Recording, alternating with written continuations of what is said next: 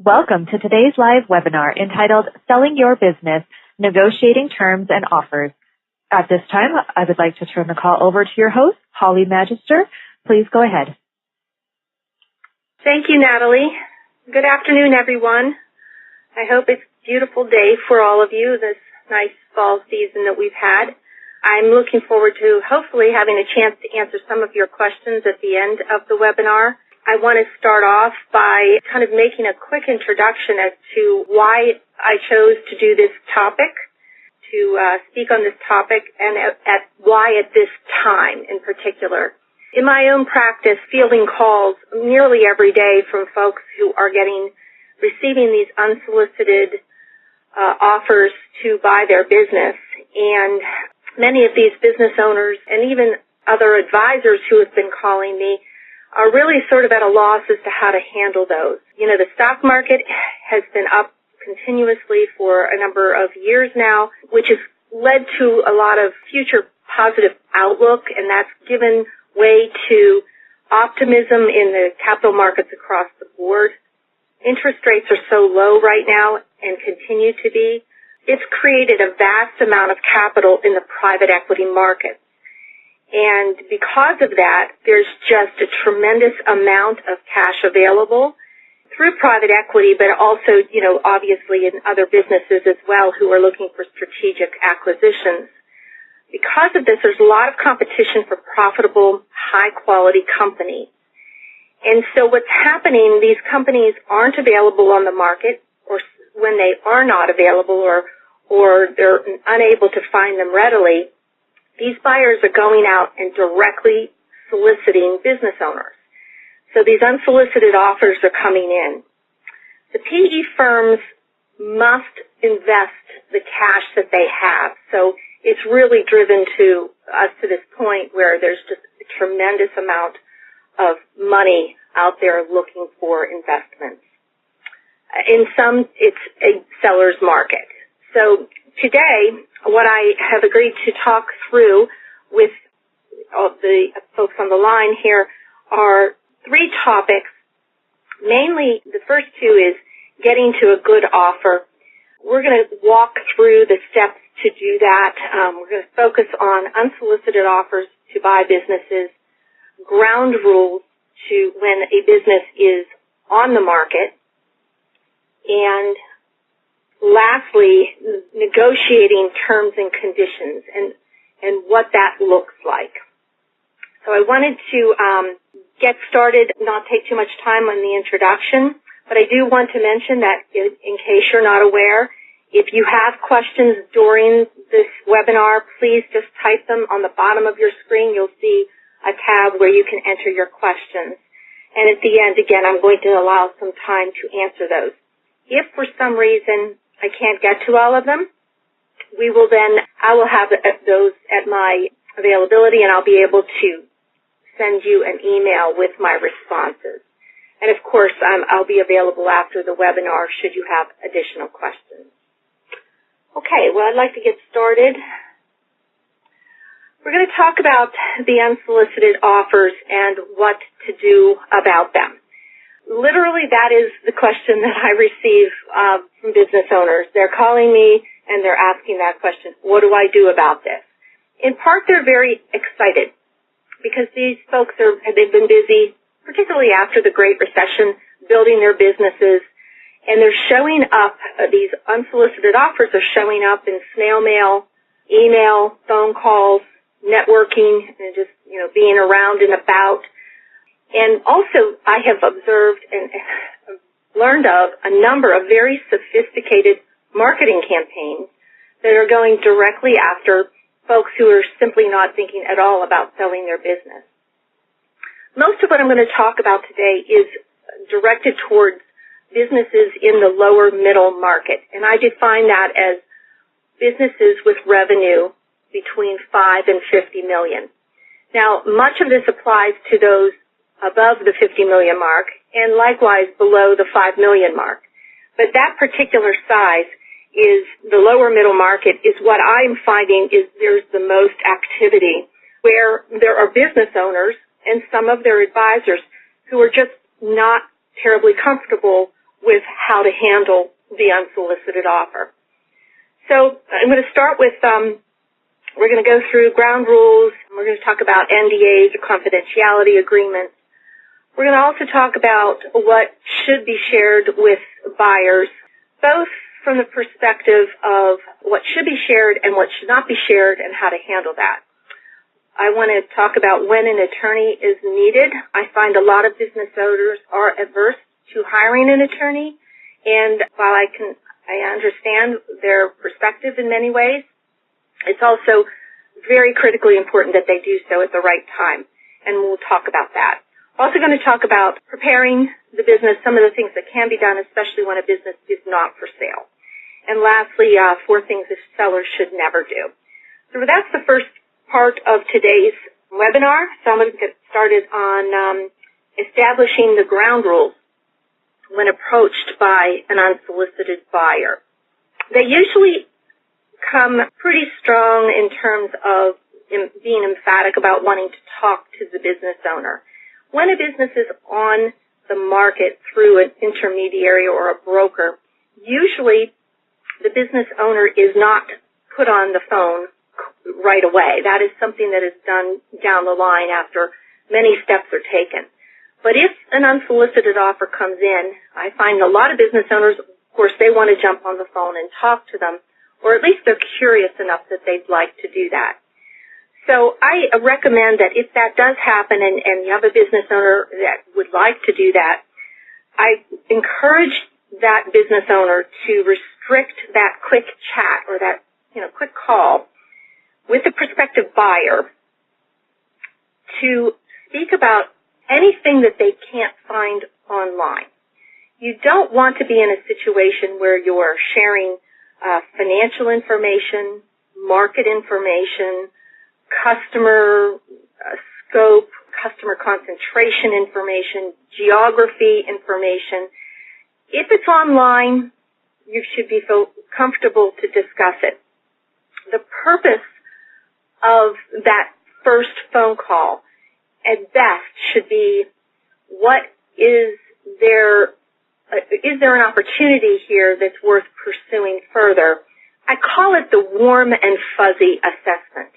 I don't know that I came up with it, but somewhere along the line I heard that expression, and really that should be the only purpose of having that first phone call. Again, this is in the case of when a business owner is approached by an unsolicited buyer and they're requesting a phone call.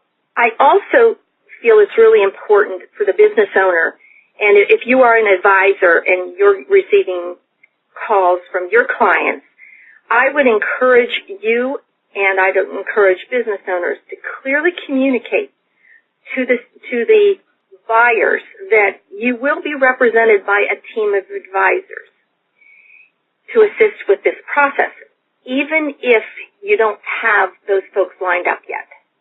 And I say that because if you do that, you can set the right tone and raise the expectations for those folks that are calling you. Most tire kickers will fade away if they know you're going to have a team of advisors helping you. Private equity firms and strategic buyers will respect it, and competitors will take note. The seller is not going to be taken advantage of. So I really think that's an important point and a good way to start the relationship. I need to move along here into slide number. I'm sorry, I skipped a slide there, so I want to make sure you're following. We're on slide number 5 now. I'd like to talk through about what you do between the time when you have that warm and fuzzy conversation and when you have a real conversation with a prospective buyer. If you've not hired a business broker or a deal attorney who would handle the confidentiality agreement and the NDA, it's your responsibility as a business owner to make sure that that's put in place. And most business owners are using NDAs or confidentiality agreements in their everyday work. Although that said, I've come across a few who have not. But one of the things we're going to talk about here is the prospective buyer, if they do sign a non-disclosure, that definitely should be done before a meaningful or real conversation takes place. And if the business owner is preparing at that point, they should be prepared to only discuss top-line information during that conversation. It's okay to talk about gross revenue if an NDA and a confidentiality agreement has been signed. And we're going to talk about the NDA specifically in a little bit, but just know that, talking globally about your gross revenue and the number of full-time equivalents that you have, and maybe your geographical footprint and services and product lines, those are all acceptable things to talk about once the NDA has been put in place and everybody has signed it. I'm going to move on to slide 6. After the NDA is signed, that's when a confidential conversation can be taken seriously, and the purpose of that is to accomplish whether or not there is a good fit between the buyer and the seller. Things like, do I like these folks if you're the business owner? Are these folks asking questions in a respectful way?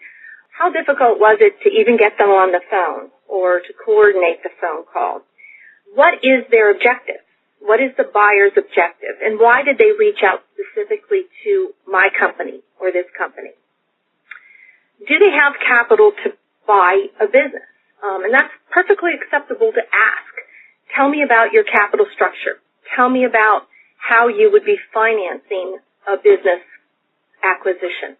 Do you have private equity behind you? Do you have money from your own cash flow to buy a business? Those are all acceptable things to ask. And also, a really good way to understand what the buyer is like and determine if there's really a good fit is ask them if they've bought another business. And if so, how many and how did those turn out? And I have found that those stories really do help sellers understand what kind of deals they're doing, if they're a novice or not, or whether or not their deals in the past have blown up. And that can give you a good flavor of, do you really want to continue down this path with this particular buyer? I'm going to move to slide 7. I want to talk now about non-disclosure agreements, also known as confidentiality agreements. It is surprising the number of NDAs that I've come across that while they do offer language that protects in terms of confidentiality, meaning both parties should be bound to essentially not sharing anything that they've learned about one another during this process. The problem with them is that NDAs, if they're to be effective, particularly in M&A, they need to be more than a promise to keep the sale of the business confidential. And what I mean by that is several things. First of all, they shouldn't expire. And most attorneys who are reviewing these, particularly on the buyer's side, they generally do object to that. They want to put a term limit, maybe 1 year or 2 years. I always try to go for, a no expiration because that gives us, my client, if I'm representing the sales side, the most protection. But the idea or the notion is let's try to make it very clear to buyers that what is learned should be remaining confidential for a very, very long period of time. And just as importantly, good NDAs prevent buyers from doing things such as soliciting the business owner's employees or their customers or their vendors. And even in certain circumstances, certain professional advisors.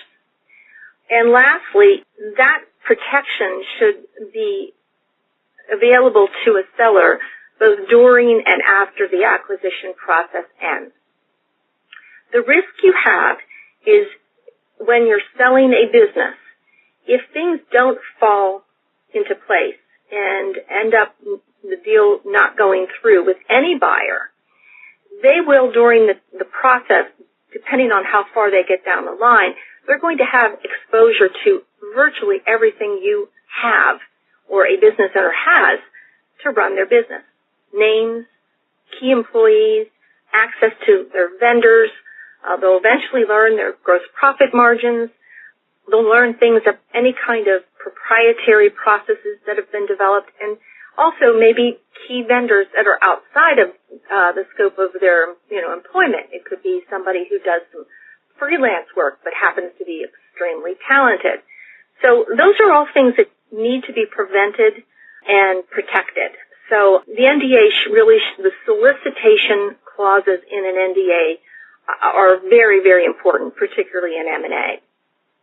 We're going to talk also about what should be shared before an offer is agreed upon. And I just want to back up a little bit just to make sure that you're following along here in terms of the progress. We started with the warm and fuzzy phone call and then have moved to an NDA with non-solicitation agreements included, and you've had then a meaningful conversation. At this point, the buyer is very likely going to be asking for many, many more things. If that initial meaningful conversation is positive, the buyer will most likely ask to see everything. They're going to want to see financial statements. They're going to want to see your client roster. They're going to want to see the concentrations of customers. They're going to want to see everything under the sun. I would highly recommend hiring an intermediary at this point and engaging an attorney and CPA if that has not already occurred.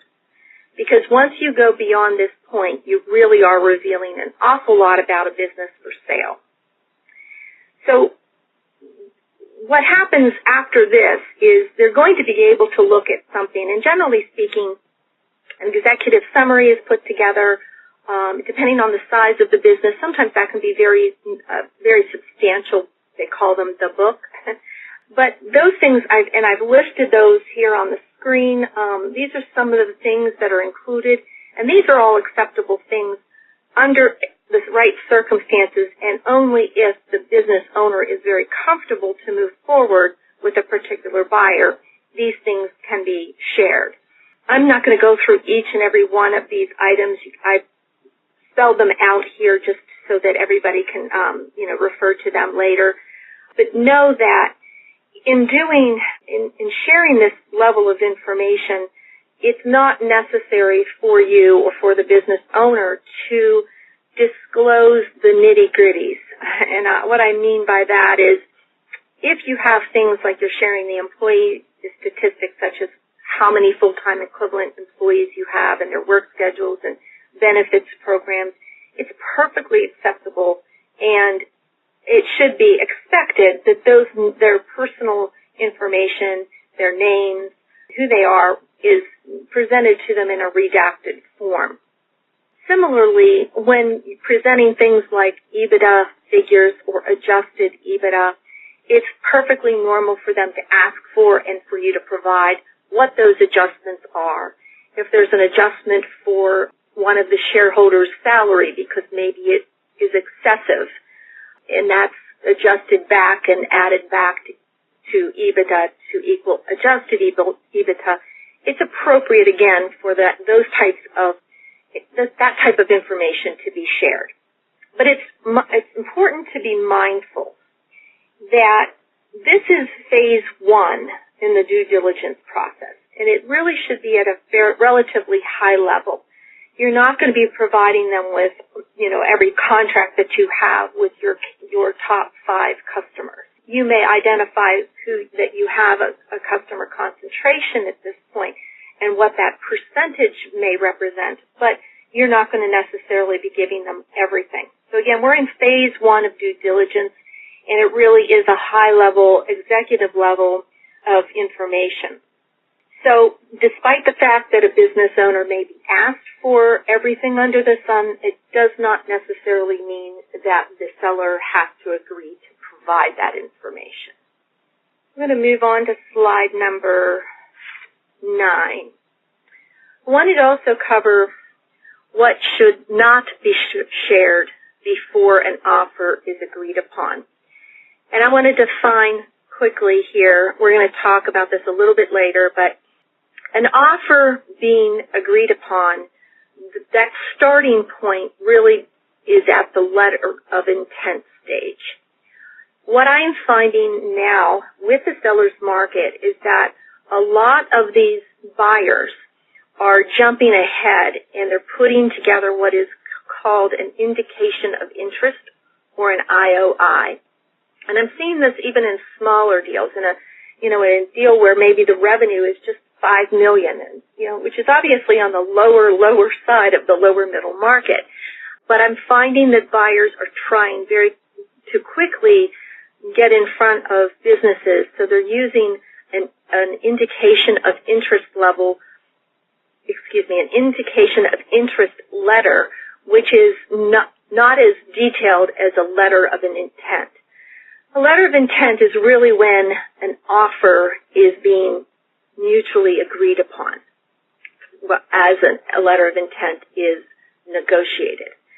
But prior to that, I am of the opinion, and I have found great success in refraining from disclosing more than the executive summary level of information shown to you on the previous slide. And that's not all-inclusive, but that gives you a flavor of what needs to be shared.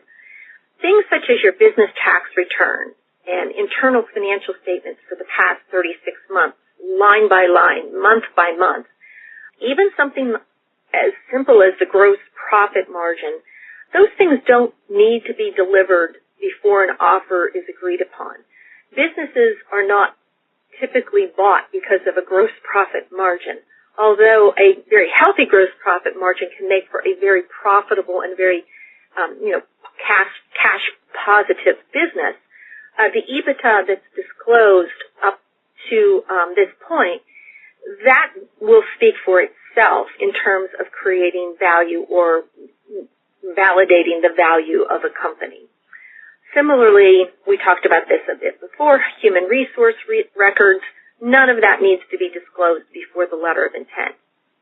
Even aged accounts receivable and accounts payable report, those, if they are shared, everything should be redacted in terms of the customer names and also the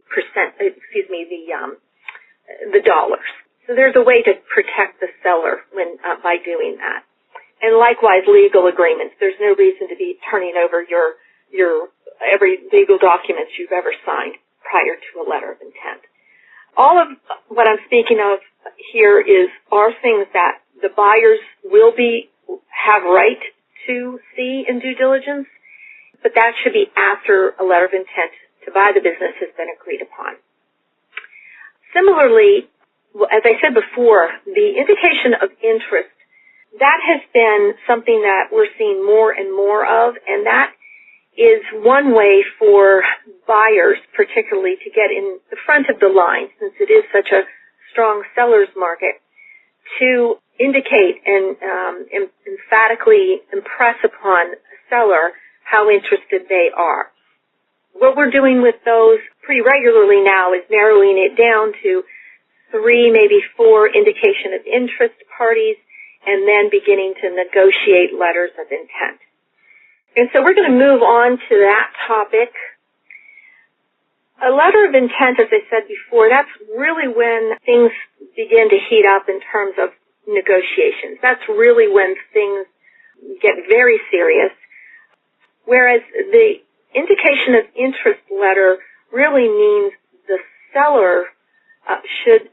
the buyers want to be seriously considered by the seller. The offer that is received should be discussed at large and at length before a letter of intent is received. And a lot of buyers don't want that. They want to just jump to the letter of intent. Many of them are very sophisticated, and they're very good at producing letters of intent. But for the seller now is in a position where they have to take that letter of intent. They absolutely must seek legal counsel, which, as everybody knows, that's expensive, and a lot of sellers are adverse to that. So what I recommend is first, you should have your CPA and your attorney on board already if you're a business owner selling, but understand that prior to getting that letter of intent, whether you're working with your CPA, your attorney, and an intermediary, the deal terms in general should be already part of the conversations that you're having up until that point. The letter of intent should have deal structure details which the buyer and seller have already discussed and agreed upon in general terms. An example of that would be whether or not whether or not the buyer intends to employ the seller post-transaction. Something that simple. It's not something you want to be negotiating in a letter of intent after it's been received.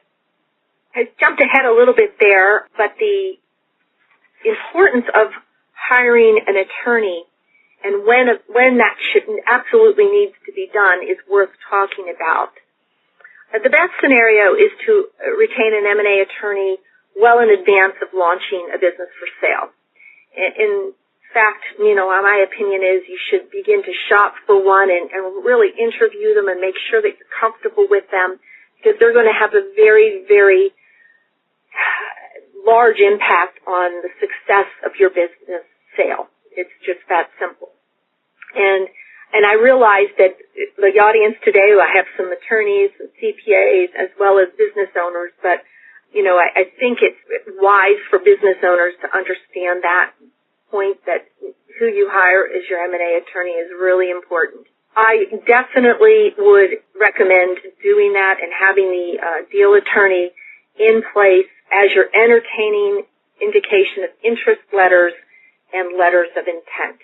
Having them on board in advance will give them the opportunity to learn about your company and also to understand the nuances of the buyers who are coming to the table. And hopefully there should be multiple. The other point is that the attorneys must be able to work well with other advisors. This is so important because it's a team project. The attorney will need the CPA will need the intermediary will need other parties as well that need to be brought to the table, other advisors. But the attorney and the CPA must be able to get along well with others.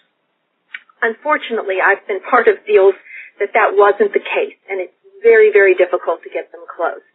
It can be done, but I really highly recommend you find someone with a really great temperament to work with others alongside them. If a letter of intent has been received and the seller is considering its acceptance, it's very important to hire an attorney before signing it. I have been brought into situations where the letters of intent have been already signed, and frankly, at least two-thirds of what needs to be negotiated has been washed off the table, or just it's gone because the letter of intent is so important. The importance of preparation, especially when your business is not for sale, is worth mentioning here. And that's because what comes after follows the letter of intent is due diligence. And so when that begins, anything that has not been dealt with prior to letter of intent is without question put under a microscope. I find the due diligence phase, simply stated, is brutal. It's brutal for the buyers, it's brutal for the sellers, and it's really brutal for the intermediaries as well. And that's simply because every contract in the business that's ever been executed or should have been executed will be scrutinized. And that's painful because, frankly, a lot of people make a lot of mistakes in contracts that they sign. It's just the way it is. If there's something in the public records of the business which has gone unnoticed, undiscovered, or simply ignored, it will become an issue and need to be resolved. UCC filings are typically still hanging out there in many transactions. If they're not cleared up before the due diligence phase or frankly before closing, they can be very problematic. Another area is customer concentration, and I find that a lot of folks underestimate how much customer concentration will impact how the price adjustments may or may not be made when negotiating through due diligence. Of course, inventory they need to be cleaned up, and lastly, and very importantly, liabilities, both known and unknown, will be under careful scrutiny, regardless of the type of sale it is, if it's an asset sale or even a stock sale. Either way, there's going to be great scrutiny around liabilities. All of these can and should be fully considered and resolved before going on the market. Now, that's always easy to say. It's not necessarily practical in practice. But for business owners out there and also the advisors, I do encourage you, begin to clean these things up, do some exit planning in advance, and try to resolve as much of this before you go on the market. You can save yourself a lot of heartache during the due diligence process. I want to talk about, lastly, before we move into the next part of the webinar, I do want to talk about these things that you should never do when an unsolicited offer to buy your business is received, if you're a business owner or if you're advising these business owners. Number one, don't tell your friends. Asking a trusted advisor, somebody who maybe has sold their business and can be respectfully asked for referrals to begin to put your deal team together is very important. Don't tell your friends about it. No, none of them have signed an NDA. And people talk. It's just the way it is. I've seen deals fall apart that have gone all the way to closing because of just that simple thing. Somebody told their friend when the unsolicited offer came to their front door. Number two, giving the prospective buyer whatever they ask for. There is a time to do that, and it is when you're in due diligence, in your full phase or second phase of due diligence. Prior to letter of intent, you do not and you should not give prospective buyers anything they ask for. Thirdly, telling the prospective buyer how much you want for the business. That's especially problematic if you've not prepared, you have not done any planning, you're not familiar with what adjusted EBITDA is, what the market is, you do not understand the difference between a strategic buy price versus a financial buyer's price. So if a prospective buyer who, especially in an unsolicited situation asks you, do not respond to that. It's a really slippery slope to go down. And lastly, becoming distracted is really a problem. I have, again, received many, many phone calls from folks asking about this topic, and many of them tell me that they can't think, they're thinking about selling their business all the time. They're not working on their business. They're not dealing with the problems they're having. They're not trying to grow their business, all because of an unsolicited offer or multiple unsolicited offers coming in.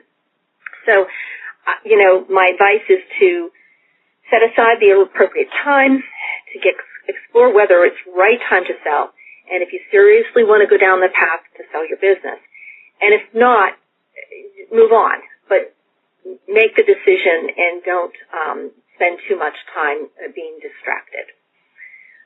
The next section we're going to talk about here is the ground rules, which should not be broken when a business is on the market. We're going to talk about the single buyer dilemma, sharing the truth and what that all means, country club selling prices, about what a deal looks like that will allow you to close your business, close this transaction, and how to stay on course. We're going to move along quickly into the next section. The single buyer dilemma is a very common problem in unsolicited business acquisitions because they've received one option to be acquired by an unsolicited buyer. Immediately, that business is in a compromised position. And that's because the single buyer puts the seller in a disadvantaged position because they have no leverage. If there's no one else in the game, there's no one else chasing this business for sale, then there is no way to create any form of competition. I do find that having an intermediary in the situation involved with the unsolicited offer will put the buyer on notice that the business will be made available to other buyers just by having an intermediary present. That doesn't necessarily happen when you just have an attorney or you have a CPA or even both, because CPAs and attorneys are not in the business of finding buyers. So, I tell clients often, and folks that contact me, a single buyer, especially in this seller's market, is simply foolish. So I caution anybody who's in that situation to just keep that in mind as you're contemplating your sale. Sharing the truth is extremely important in order to eventually be able to close your deal. By finding other buyers to bring to the table, you're able to negotiate between parties and create much more demand for not only the business, but obviously price and terms and other conditions. Communicating to solicited and unsolicited buyers that they are pursuing these other acquisitions is very wise. Sharing the truth when it comes to due diligence is an extremely important concept that many business owners who are selling are unaware of. And that comes down to the fact that once the purchase agreements are drawn up, at least the first version of those, they're going to include reps and warranties, which will state that the seller has disclosed the truth. It seems like a benign statement. It says, yep, I told the truth, I told the whole truth. The problem is that if there's been something that's not been disclosed, that you've not been truthful about, and speaking of a business owner, the asset purchase agreement or the stock purchase agreement will likely have ways to cause the seller problems post-closing.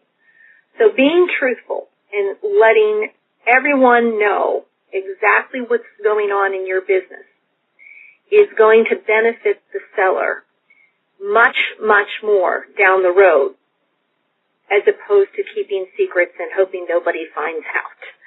Again, a lot of business owners are unaware of that, and it can cause them a lot of problems down the road, not only through the due diligence and closing phase, but post-closing.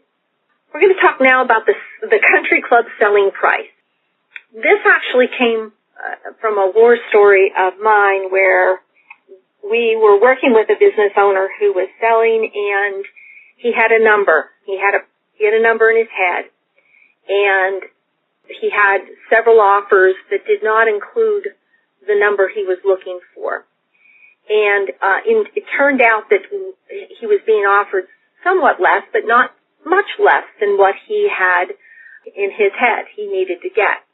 Well, as it turned out, through many conversations with this fellow, because he had phenomenal offers on the table, he said to me, "You have to understand, Holly, I have to get X because that's what I told my buddies at the country club I was getting."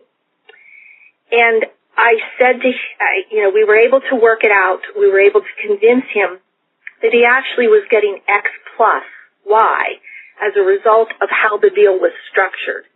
He actually was going to receive more, but he was objecting to the deal because he didn't understand, and he had already made his peers aware of a number that he got. So I recommend really thinking through this and being very careful.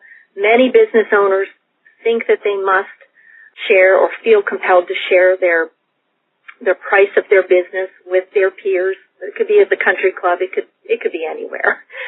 But it just so happened to be my client said that. So that's something that has stuck with me, and I encourage business owners to be very careful about. The most important thing to understand is that the deal structure and the terms are more meaningful than the selling price. Yes, the selling price is important. It's part of the formula. but it is only one component. It is only one factor in the formula. We're going to cover this topic a little bit later in the webinar. So I do want to move on because I don't want to get behind. We do want to talk about the key to getting a good deal that you can live with, and that really surrounds what's good for both parties must prevail.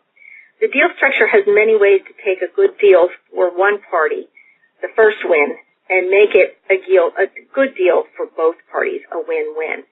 And this can be done, again, through structuring asset sales versus stock sales. I'm not going to get into that topic today. There's quite a bit of information that you can learn about that if you're unaware of that. The purchase price allocation in an asset sale deal is very important. It's important to both the seller and the buyer, and it's another way to get to a win-win. Earnouts are used typically, and they're very effective, even though a lot of folks claim they don't like earnouts as a seller. I have found them to be very effective if they're properly done, and we're going to talk about that in a few minutes as well. We also can do a lot with employment agreements, leasing agreements if there's real estate involved or even equipment involved. And then another tool that's really helpful to get to win-win for both sides is using deemed asset sales in S corporations under Section 338H10. I'm not going to get into the details. I could do a whole course on that.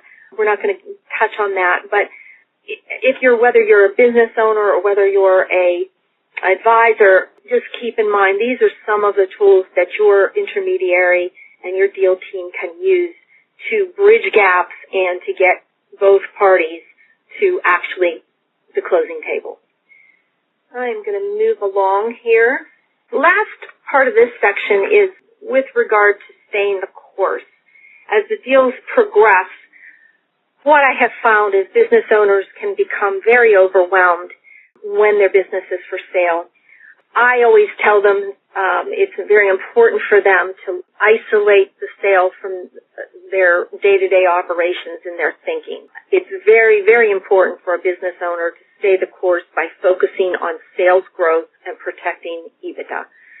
If they don't, they will pay for it because most deals take anywhere from I've seen as long as 9 months to close, from start to finish. So if you're going to be, running your business for the next better part of a year, you better be focusing on that year because that will be impactful when it comes to due diligence. The buyer is going to want to see P&Ls all the way up to the last week that you own the business.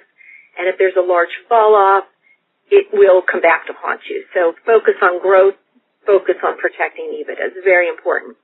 And cleaning up what's necessary. If there's inventory to be dealt with, if there's physical premises that needs to be dealt with, if it's going to be sold, deal with it. Don't wait till closing because it only gets much more difficult in the months and weeks leading up to the final closing or the transfer.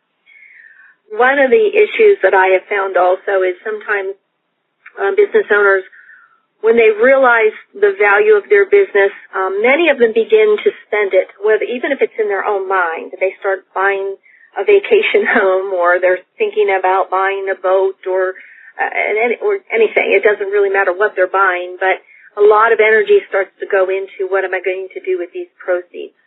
With that happening, it becomes problematic. Their thinking is in the wrong areas. They need to be going back and focusing on keeping their business moving forward and keeping their business cash flow positive and EBITDA strong. Unfortunately, it's difficult to stay the course. Selling a business is time-consuming and very emotionally charged. But that said, that's the advice that I give clients who are contemplating the sale of their business.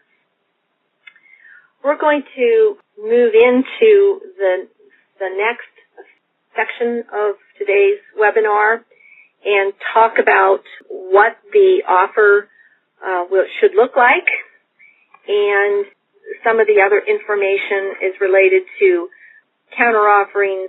We're going to talk about timing of a letter of intent, how to handle that, specifically deal tone, company culture, and specific terms in the letter of intent. We're going to go backwards a little bit in where we were. We've been talking most recently here. I've been chatting about the actual sales process and getting through due diligence, but I want to go back now to what an offer should look like. It's really important to understand, again, I think I mentioned a little bit ago that a lot of folks spend a lot of time, and I believe it's unnecessary time, on negotiating a letter of intent when they have not yet really framed a deal with a particular buyer. And so, again, it's expensive, time-consuming, energy-consuming to negotiate a letter of intent. So we really want to get to a good deal by starting with, let's have a great conversation with the business buyer about what deal framework is going to look like. If you've done that, and that can be done by the use of a concise and accurate executive summary. We covered that in an earlier slide. That's what's needed to have a meaningful conversation with a buyer. They're going to ask for some additional information, which you should feel comfortable providing in redacted form and in protecting you in terms of customers and specific things that may come back to bite you. But once that's done, the next thing that you should be willing to do is to entertain a letter of intent if you know that there's a good cultural fit between the buyer and the seller, if a basic deal structure has been discussed and agreed upon, and if the mutual goals for the seller and the buyer are reflected in the deal structure. Once you've reached that point, you've got the framework for an offer, and it's the right time to ask for a letter of intent. Again, anything before that, if you're starting to look at letters of intent before you've had those conversations with a buyer or buyers, you're really wasting time because then you're starting to negotiate when you don't really have the full picture. I like to remind everybody at this point that it's important to recognize that when you have a letter of intent in front of you, even though they are non-binding by nature, you are beginning a very serious phase of selling a business, and that is you're negotiating. And it's never wise to negotiate without legal counsel. So your attorney, your M&A, your deal team attorney should be already on board. Similarly, your CPA or a CPA, if you don't have a CPA who's maybe got the skills in M&A or not done deals of the size that a business owner finds themselves in, they should find one. All of that should be already underway. The CPA should already inform you as to how much tax you would pay under a specific type of sale, whether it's an asset sale or a stock sale. Those are the two ways businesses are sold. And, having that just general understanding going into the negotiations of a letter of intent and into the negotiations with a buyer is really, really important.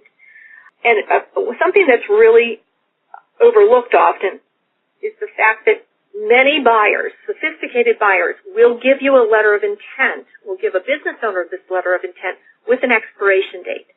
And it may be as few as 48 hours. Generally speaking, it's not. But I have seen deals that you've got 48 hours to make this decision on this letter of intent. I've seen them as also you've got 2 weeks. Generally, it's about a week. But that's not a lot of time to gather up a CPA, gather up your attorney, and put everybody together and decide, okay, how do we negotiate this?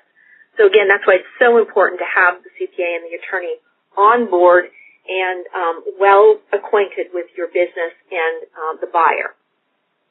The letter of intent, we're going to talk now a little bit about it and some of the things that's important to understand beyond the fact that you are starting to negotiate when you have a letter of intent in front of you. The letter of intent is a non-binding agreement. I mentioned that before for both the buyer and the seller. But that does not mean it's not important.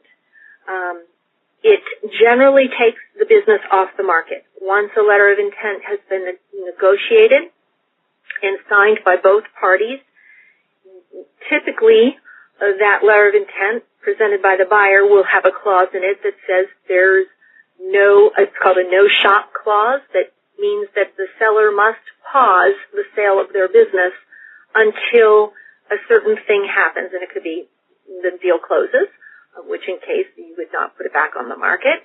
It could be for a period of time. It might be for 30 or 60 days, or it might be when a breach of contract occurs, or a breach of the agreement occurs.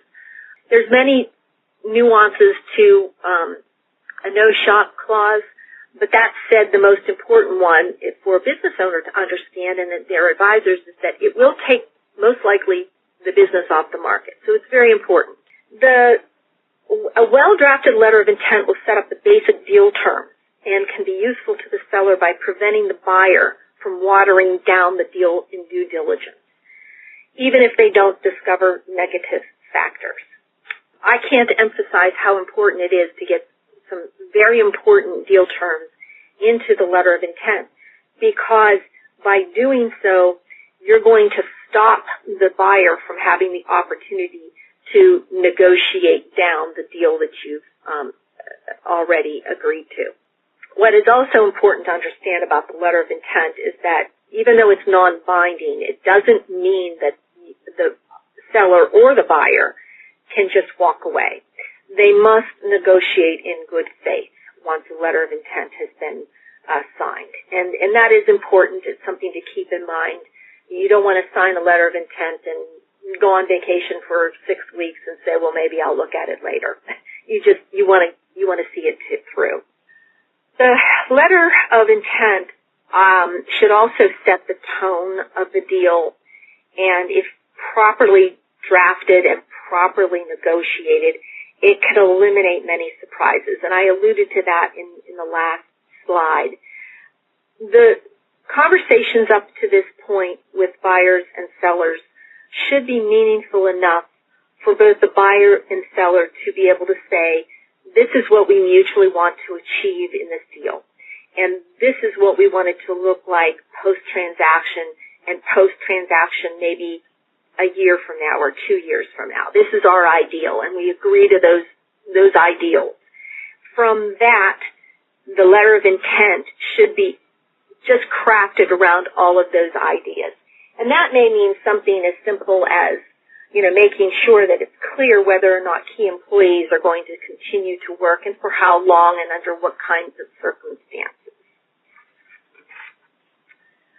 Similarly, the company culture should also be weaved into the letter of intent.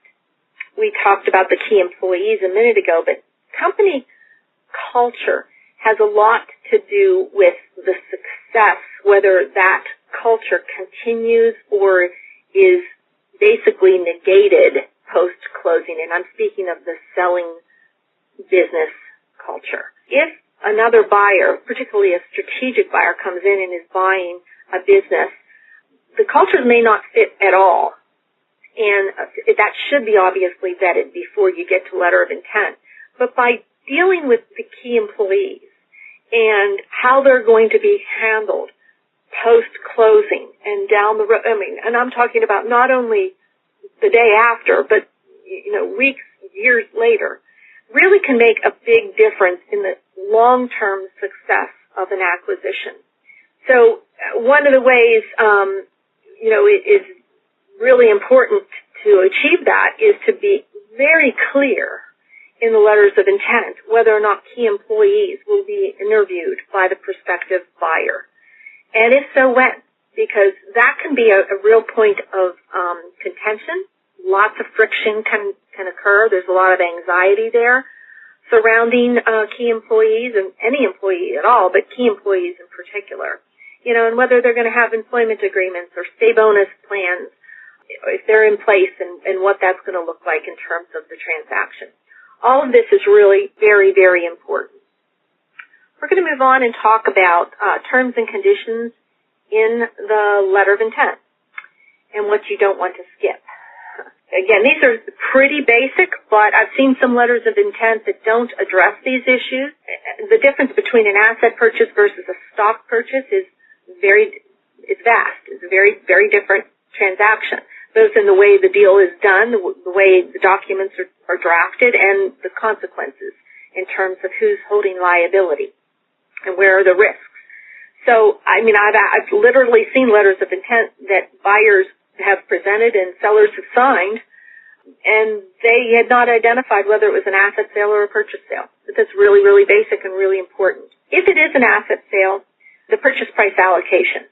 Now, that doesn't necessarily mean that that's how it will end up in your purchase agreement, but if you're representing or you are the seller, you're selling an asset, you're doing an asset deal, what you're going to need to be certain of is that you have at least something in your favor when you're going into the negotiations at the end of the transaction. And I'm going to touch on that in a little bit.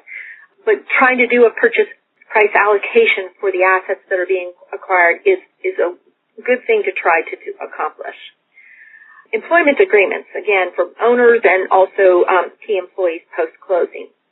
Very important is a working capital target at closing in a stock deal. I have seen many unfortunate folks that ended up in letters of intent that did not have working capital targets identified. And this is something that if you get down the road and you don't have, the buyer can take great advantage of you.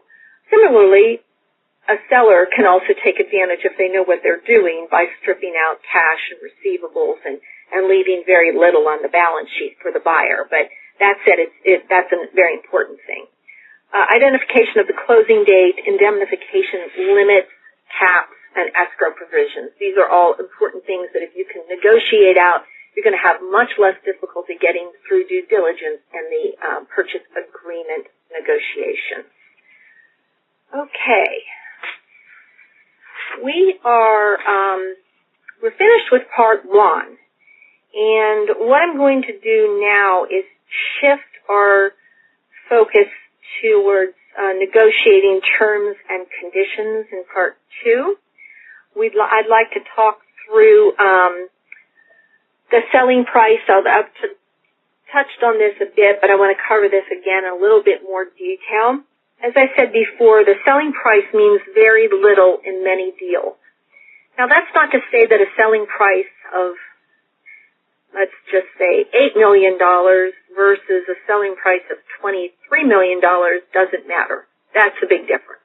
But that said, what we find is that deals might be off by maybe 20% in terms of the selling price, but through deal structure, whether it's stock versus assets, that can have a tremendous impact on the cash the seller actually ends up with after the closing. Pre-deal planning for C corporations, for example, there are opportunities with the C corp built-in gains taxes that can mitigate and minimize the amount of tax that's paid by a seller. Again, that's something that really has to be done in advance, but keep that in mind that it is something that can have a very large impact on whether or not what kind of cash is in the seller's pocket. I mentioned this before, the S-Corp Code Sections 338H10 negotiations is a tool that can improve the cash retained by both the seller, S corporation shareholder, and the buyer. It is basically a compromise that is permissible in the code, in the Internal Revenue Code, that allows a buyer to take advantage of the ability to have assets to depreciate, even though it's a stock transaction. That's it in a nutshell. There are taxes that are computed on both sides, tax savings, I should say, computed on both sides of the table, the seller's side and the buyer's side, and then there's a compromise that's made. Oftentimes, that is really negotiated when you get past the letter of intent. Sometimes it is included in the letter of intent, but typically I see that negotiation done after the letter of intent. But it's another point supporting the fact that a selling price means very little. It really means much more in terms of the structure of the deal. And then other things such as earnouts and employment agreements and installment payments and all of those various terms. There are other tools as well, but these are some of the high-level things that can be done that can really make a big difference. We're going to talk about some of the things that can cause a deal to derail. Most deals fall apart for a reason that neither side sees coming. One of the things that I have observed is that whenever there is a sudden shift in perception of integrity on the part of one or the other, or a demonstration of lack of integrity, the deal is dead. There's no going backwards, there's no patching, there's no negotiating. I have found over and over, if a deal is going to surprise everybody and not close, it is because of an integrity issue. So, that's something to be mindful of, whether you're a buyer or a seller or an advisor. I also find that there has been the egos that are involved in selling a business really can really wreak havoc all on the deal. These include the egos of the professional representatives as well. Business owners by their nature are very strong-willed people, and I love that about them. I am the daughter of a business owner, an entrepreneur. I've owned multiple businesses myself. My husband has as well. And I say that because I understand that temperament, very headstrong, and they can be very difficult, especially when things get down to the end. But what's important to understand whether you're an advisor or a business owner is that you have to be mindful that your representatives that you have on the deal team have to have the right temperament to deal with the heat, because it will be very difficult no matter what. I've never seen an easy deal go through, ever. And what I found is that those who have the temperament that can step back and let their own ego aside to help make the best decision for their client and bridge gaps where they can be bridged, those deals get closed. So I caution anybody in the webinar to really sit back and think about that as you're hiring professional advisors. And if you are one, whether or not, do you have the temperament to deal with the various parties and all of the egos that will be represented there. Employees who do not know about the pending sale can also sabotage. And I've seen this, unfortunately, a couple of times. It's typically when employees are not brought into the fold and not aware of the business being for sale. So I'm not a big fan of keeping it secret to the closing day. I know a lot of business owners prefer that, but in general terms, it's not usually a good outcome. It usually is, it just adds more to the drama. The other one is very similar are those third parties such as landlords and key customers and lenders.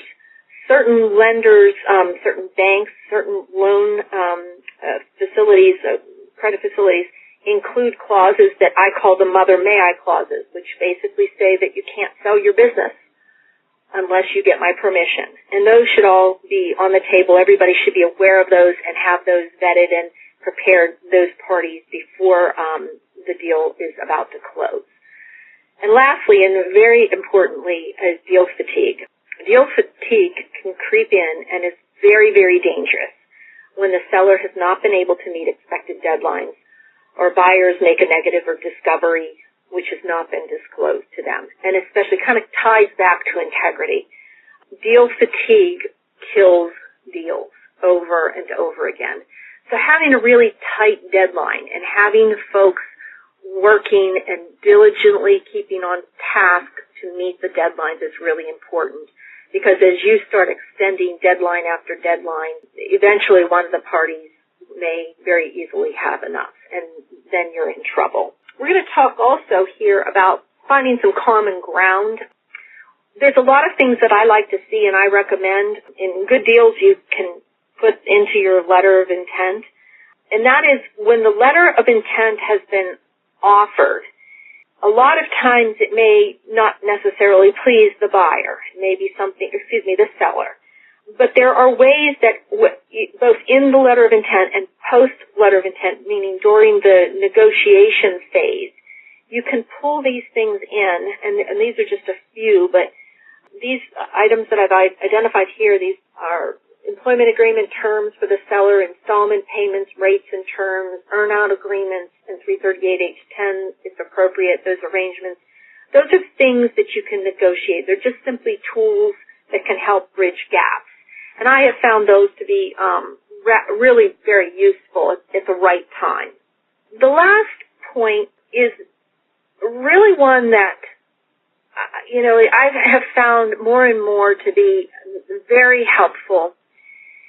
As I'm working with business owners and other intermediaries that on the other side, as well as other advisors, I have found that if you're representing the seller and you have the opportunity to really get to know the buyer and their motivations, whether it's a PE firm or a strategic buyer or just somebody who wants to purchase a business, if you can build a relationship with that person or group and really understand what it is that's motivating them to sell their business, the chances of closing that deal is very important. And I think that speaks to the intermediate area that you hire needs to have that skill. I've met a lot of business brokers that are fabulous at this, and I've met a few that aren't. Same thing with, M&A folks. It doesn't matter what their title is, but some of them are fabulous at it. And the ones that are really successful in this business. And I think that's very beneficial for business owners to understand and just to give some thought to as you're making those decisions whether to sell and who to work with. And the other thing is that the seller should be very comfortable to say, this is really important to me, as well as this is really not important to me, and to have that freedom to say that. Again, a lot of folks I have come across are hesitant to do that, business sellers and buyers. And so I encourage you, whether you're on either side of the table, to be emphatic about what you will do and what you will not do, what is acceptable to you and not. And then the deal team members need to assist the seller to determine when to say no and when it's okay to agree to concessions. And I have found that sometimes the deal team can have differing opinions on when it's okay to say, okay, we're going to give on this particular issue, or no, we're not going to. So again, it goes back to your deal team needs to be really working well together, respectful of each other, and willing to listen, and above all, really willing to listen to the seller or the buyer, depending on who they're representing. And lastly, a good intermediary will manage these relationships for the team. They will help everybody work together. We don't want that to have a long-term effect and the deal not go through, and that's what I'm always fearful of when it's absent. So I just wanted to spend a few minutes to talk about that. A couple of things we're going to talk about, we talked about before, that I want to talk about again, just to give you a little bit more insight with specific terms and conditions which may prove problematic. Earnouts can be difficult to determine where they may go wrong. And we're going to speak on that in just a few minutes. Similarly, working capital targets. A working capital target is something that must be understood by both parties. It's not your responsibility to make sure the other party understands them, but if you're the seller and you have a working capital target in your stock acquisition deal, it is paramount that you, your CFO, and your controller or whomever it is that manages your balance sheet completely understands what that is, because it will cost you at the closing table if you don't. And high-level working capital target is just an identification of the value of your working capital, whether it's cash, inventory, accounts receivable, minus accounts payable. It may include line of credit. It just depends, again, how that's all negotiated. But generally speaking, it's the net of cash, accounts receivable, inventory, and less your accounts payable or short-term capital. So that's something that's really, really, really important. And lastly, the key employee post-closing employment agreements. The spouses may be a factor, especially if they've not been negotiated in advance, and most of them have not. I find also you may find multiple employees will sort of gang up together and try to sabotage, again, key employees if they're part of the deal or a requirement to close the deal. I prefer, and I always recommend, giving consideration to putting stay bonus plans in place for key employees well in advance of selling your business. That prevents that kind of drama from occurring, and it keeps the spouse out of the equation, the spouses of the employees. We're going to talk also here about the importance of reps and warranties, especially for the seller. I mentioned it before about how important it is to be truthful in your due diligence phase to make sure that everything's on the table. If they're asking for contracts, you find every contract that's been signed and you put it out there. You don't hide anything. The buyers and their legal counsel will work very hard to make the deals, reps and warranties, very broad in scope. And they do this purposely because the more broad they are, the larger the net is for you to make a mistake. And in doing so, you might have to give back as a seller some of the proceeds from your sale or forego some of the money that's in escrow. So it just makes it a lot easier for the buyer, and it's really important here that you rely on, first of all, being truthful, being forthcoming, and lastly, listen, and very importantly, listening to your legal counsel and making sure that they give you good guidance and help you understand what's important to negotiate. And those words in the reps and warranties are extremely important. As a seller, being truthful and forthcoming with this information during the due diligence phase is paramount. It's extremely important. I can't emphasize it enough. I just hate to see when business owners are reluctant to do that. Due diligence, I'm going to move on to the next screen, and we've only got about another 7 minutes before we're going to open up Q&A. But I do want to talk about due diligence. Due diligence is a very testing, very difficult time for sellers. Buyers, you may find that they were very warm and fuzzy, and they will suddenly turn into mean analytical sharks. And that's kind of part of the process. That's what happens. Not all the time, but often it will. And they're going to push. Deal terms, having deal terms negotiated on your behalf and having that deal team able to handle this pressure is very critical to getting you to the closing table or getting the business owner to that closing table. Always keep this in mind because deal fatigue is definitely problematic and too much time will kill even a very good deal. So I caution you to, really give that some serious consideration. We're going to talk about quickly earnouts and who should negotiate them and why. It's very simple. Don't allow someone to negotiate an earnout who doesn't know your business intimately. And I say that because if they don't, they will not know the nuances. They will not know where things can get tripped up. If somebody knows your business and how it makes money, they're in a much better position to negotiate an earnout that's going to actually pay out. They also need to have reasonable clarity regarding the ability of the business to reach its financial goals in the future. If your earnout requires you to do $25 million next year in revenue and $30 million the year before, and you're doing $15 million this year, you're very unlikely going to meet your earnout, and you're not going to get paid. So that's really important to have a person who understands that. And that person should also have access to the financial information and all the factors to develop the earnout model. And an earnout model is really just an example for both parties to sign off on. I am a firm believer that the model should be included as part of the final sales agreement as an exhibit. and signed off on. I've been involved with many of these. I've seen them done very well, and I've seen them successful because both parties in that process of building the earn-out example, flushing it out on both sides of the table, and everybody coming to a final agreement, they're just much more achievable and at the end a better product.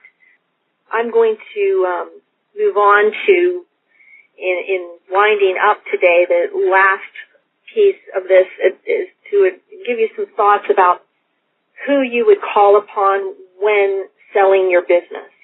I've spoken many times today about the intermediary and their importance, or a business broker. The attorneys, they should be well-versed in M&A, mergers and acquisitions, employment law, intellectual property, real estate, and any other deal matter specialist. So if you've got a company that maybe, and maybe it's a healthcare company, you need to have an attorney who specifically works in healthcare. Now, you're not going to have, or it's very unlikely you're going to find a single attorney that has all of this experience. They don't.